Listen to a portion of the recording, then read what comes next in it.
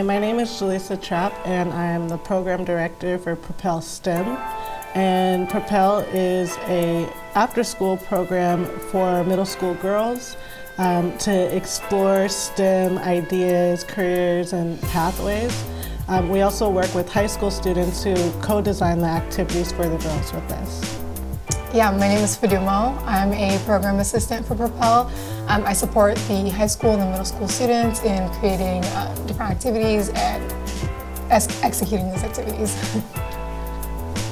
So today, what are we going to be doing? So today we're actually going to be writing some code. Have you done any programming before? Yeah, I have, but just have a light background in it. Okay, so we're going to use Scratch. Yeah. Which is really cool for me to be able to teach Scratch. It was developed at the MIT Media Lab in the Lifelong Kindergarten Research Group, where I'm a PhD student. So I've been able to teach Scratch like all over the world. Yeah. And so I'm excited to do it with you today. Yeah, because I've never done Scratch before, so I'm going to be learning with you guys as we go, so it's going to be cool.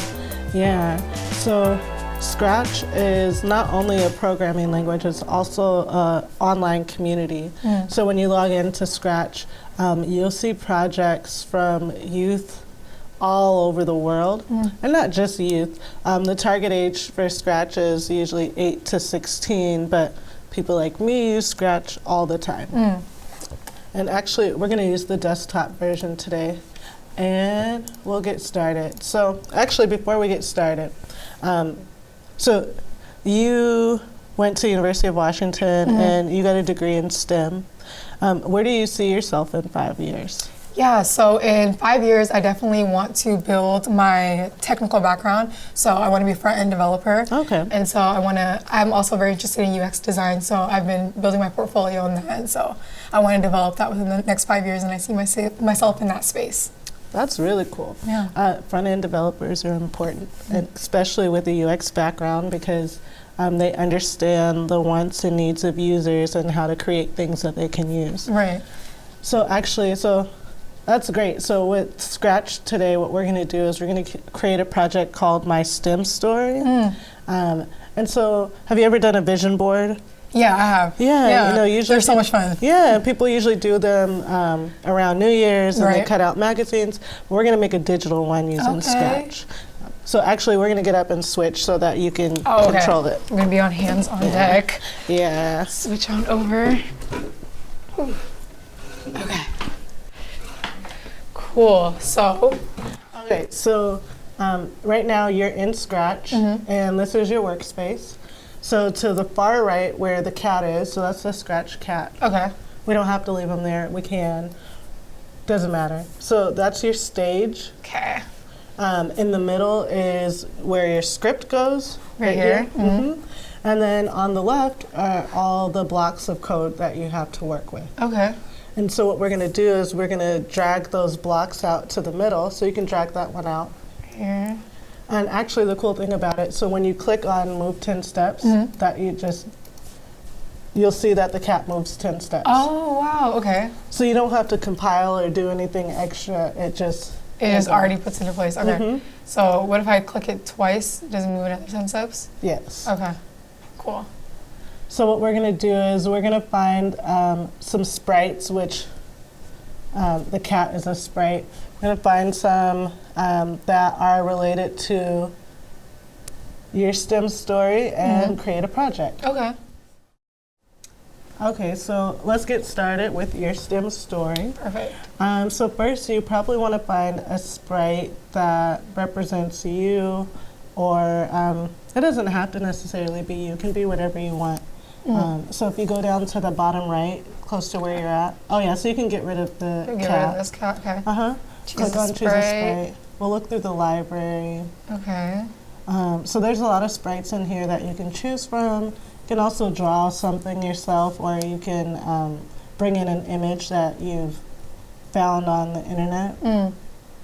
I think, okay. This is nice. You get to see somebody that looks like me. I feel like oftentimes when we're doing things in STEM, it's hard to find women or just someone that looks like you, so this is really nice. Yeah, and that's actually my friend Marion, so she's a student right now at the MIT Media Lab. Yeah. She's from Kenya, and her background is in mechanical engineering. Wow. But yeah, so she's at the Media Lab, and she does a lot of things in Kenya to work with other young people who are interested in careers in STEM. Kind of like my friend Kalia Braswell. So she created a nonprofit called In Tech Camp for Girls in Charlotte, North Carolina. And the program is all about getting young girls motivated to pursue a career in computer science. Right. She actually worked at Apple. Oh, wow. And then she's been working on this project for a long time, and she's actually a PhD student right now at Temple University. Okay, wow. Yeah. Look at her go. So that's similar to like what we're doing here in Propel with the middle school students and doing activities with them, trying to get them into STEM. Yeah. Okay. Okay, so let's choose a few other sprites too. So let's choose maybe 2 more that are related to your STEM story, where you see yourself in 5 years. Yeah, okay. Well, I definitely want to continue helping young women of color be in STEM spaces, you know, specifically Black women. So I feel like this would represent my journey in getting in there. So this is just a nice reminder. Another spray, let's see. Buildings. I think helping with city planning. Okay. Yeah, that's something that I've always been interested in and I want to look a little bit more into. Yeah, and I don't think a lot of people usually make that connection between city planning and computer science. Yeah. I definitely see the connection. Right. So, and then you said one more, right? Yeah. Okay, one more. That represents my future journey. I would go with, oh wow, there's so much. Yeah, there's a lot of sprites in the library. It can be a little overwhelming sometimes, but you can also draw your own sprite, or we can upload one too. Yeah, I think this is a good one. Okay. So code it, like, you know, just finding a space in STEM, being comfortable with coding. This is something that I want to be on my journey, so I would include this. Okay, that's cool. So let's get started with actually putting together the code. Ooh, okay. Oh, this looks nice. What have you done so far? Okay, so I clicked on the ballerina, and so I want young girls to be excited about STEM and like the possibilities. So I decided that when you click on her, she is going to not only say yay, but she's going to change her form. Oh, it looks like she's dancing. Yeah. So I did that with by doing when the sprite's clicked, choosing the next costume, and so there's an option to click on her, change her costume. How do we change your costume again? Oh yeah, right here in the costumes. Okay. Yeah. Oh, that's cool that she has 4 different things that you can switch between. So I went ahead and there's this one. Oh, I lost it on the screen. That one, this one. She looks really excited. Yeah, so that's what I did for her. So you click on her, yay. Okay, and then the buildings. So I wanted the buildings, when you click on it, ooh, it's moving. to move over and kind of connect with, you know, the rest of my collage. So I made it so it glides. Oh, nice. Yeah. It did move really smoothly. Right. So just like that. So and then I see you have it going back to where it started. Yeah. And so next I wanted to do the code it heart. So for this one, when you click it, I'm going to start with this, right? So when you click it, I want it to get bigger. Okay, how big? Maybe like double the size of okay. it. Yeah. So you want it to just get like really big? Yeah. Do you want it to go back to the same size or stay there? Yeah, go back to the same size. Okay, so we can do it a few different ways. So actually if you go to looks right here, purple. Yeah, so you have set size to percentage. Yes, so this is the full size. And so when you take these and they just connect to this? Yeah, like Lego bricks. Oh, you just connect them. Okay. And so, actually, it's already pretty big right now, so we can actually have it start smaller. So if you want to change it to 50%. Okay. There you go. So we can set that size to 50%. And then if you want it to keep growing, there's a block that says change size by 10. Change size by 10 right here. But we also want it to do that a few times to get really big, right? Right. So if I throw it on there, it's not gonna. Oh, I see that. Yeah. So actually, what we'll do is we'll go to control. Control right here, orange. And you see a block that says repeat 10. Yeah, right here. Yeah. So if you put that underneath the set size too, and then take the change by 10 block and put it inside. Okay. All right. So now what it'll 10 different times, it'll increase the size of it by 10. And actually, you have the when the green flag is clicked there, so we can click the green flag. Oh, when the green flag is clicked. Yeah. Okay. So is there a way to do it when this is clicked? Yeah. So we can take the top part off. So if you go back to events where you found that block. Events. Okay. Okay.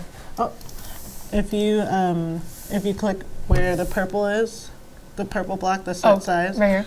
And drag that part, there you can separate Oh, okay. And then just get rid of this. And then, so when the sprite is clicked. Okay, let's do that.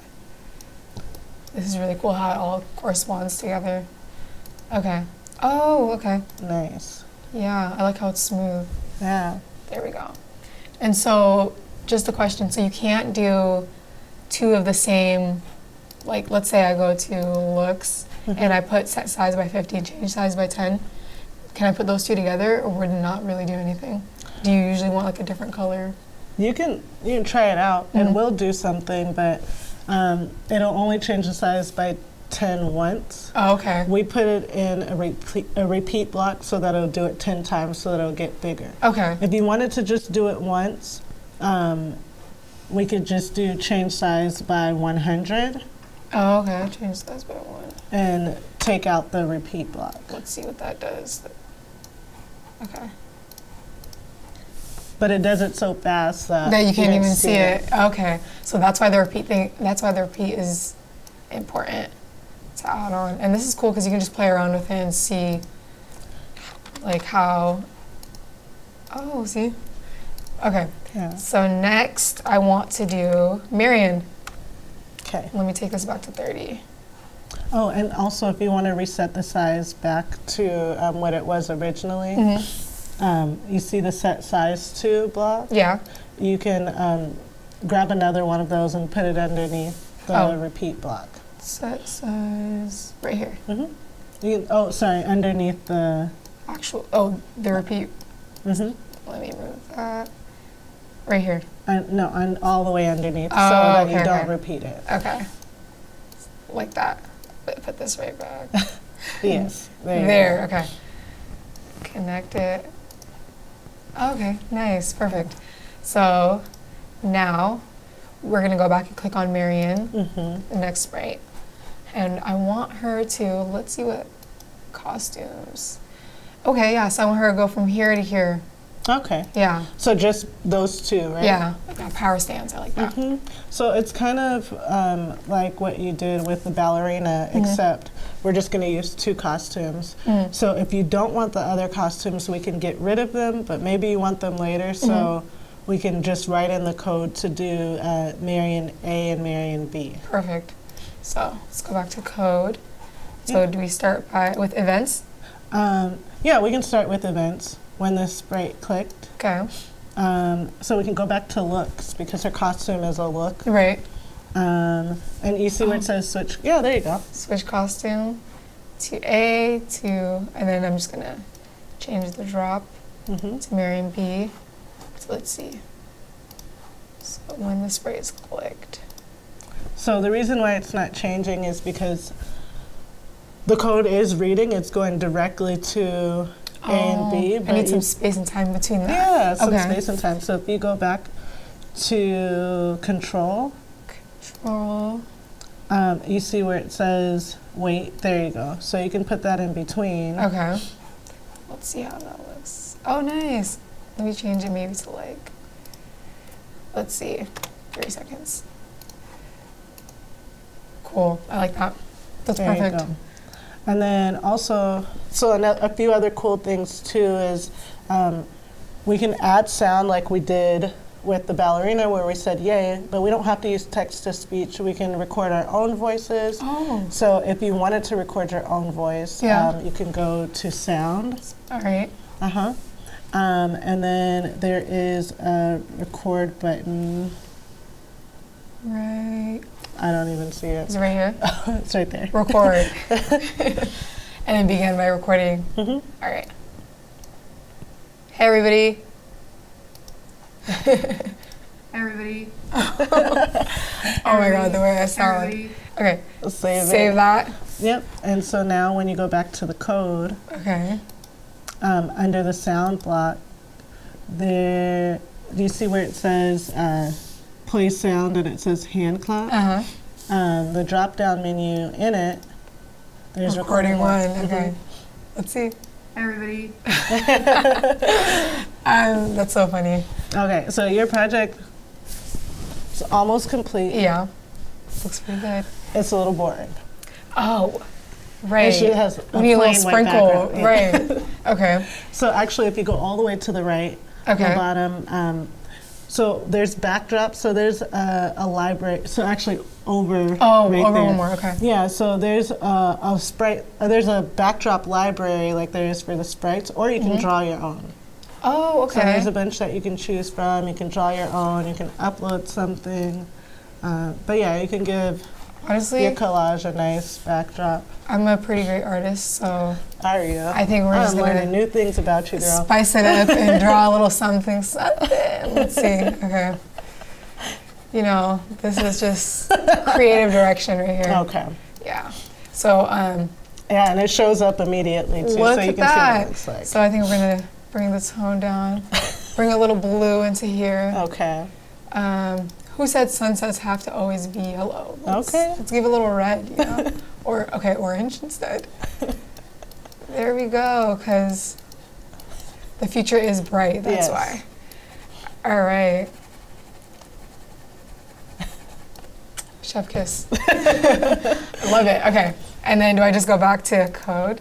Yeah, so actually, let's click all the way to the top right and expand your screen so we can see it big. Okay. All right, so now you can tell us your STEM story. Yes, okay, so in the next 5 years, I want to be a front-end developer.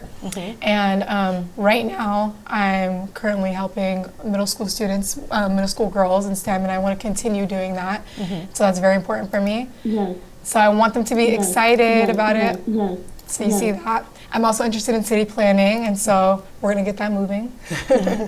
And then code it. So my coding journey, I want it to be very strong, and that heart is like representing that. And then Marian represents, you know, Black women in STEM, that representation. You see her in her power stance, because, you know, that's us. I like power stance. Yes. Yeah. And then, you know, the sunset and the color, and then my artistic, you know, flair. It's just in the background. Yeah, I like that you incorporated so many different things, because a lot of times when people think about computer science, they think of just somebody staring at a computer typing all day. Right. But I mean, it could be city planning. You could be creating websites similar to what you want to do with front-end development. Right, like design stuff. Yeah, but you can also be developing mobile apps. You could develop programs for other kids to learn about computer science and STEM, to help motivate them.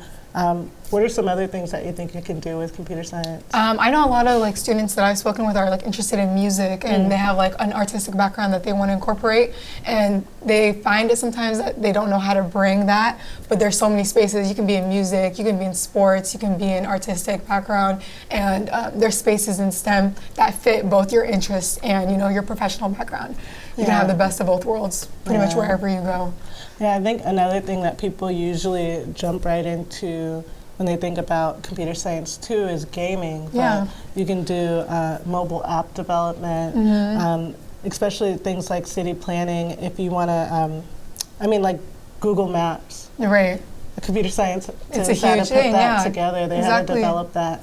They constantly update things like that. So, yeah, there's a lot of things that you can do with computer science. So I'm excited to see your STEM story continue to grow. It's going to be fun. Well, thanks for sharing this. I think I didn't realize how easy it was to navigate and how much space there was to do so much with it. So it was really cool trying Scratch, and I'll definitely be doing it at home. So. Okay. So you're really good about just diving right into Scratch and programming, but you know that could be hard for a lot of people. I think it was hard for me. I was like, oh, I don't want to touch the computer. So what's really cool about the Scratch website is when you go to Scratch, if you click at the top where it says Ideas, right here. There's a lot of different resources. So if you scroll down, you'll see activity guides that you can download. You'll see starter projects right there that you could click on.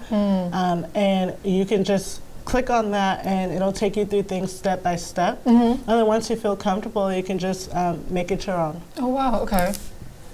So yeah, so there's coding cards. If you click, there's coding cards, and there's even an educator guide. So if you want to run your own Scratch workshop, there's documentation on how to do that. Yeah, wow, okay.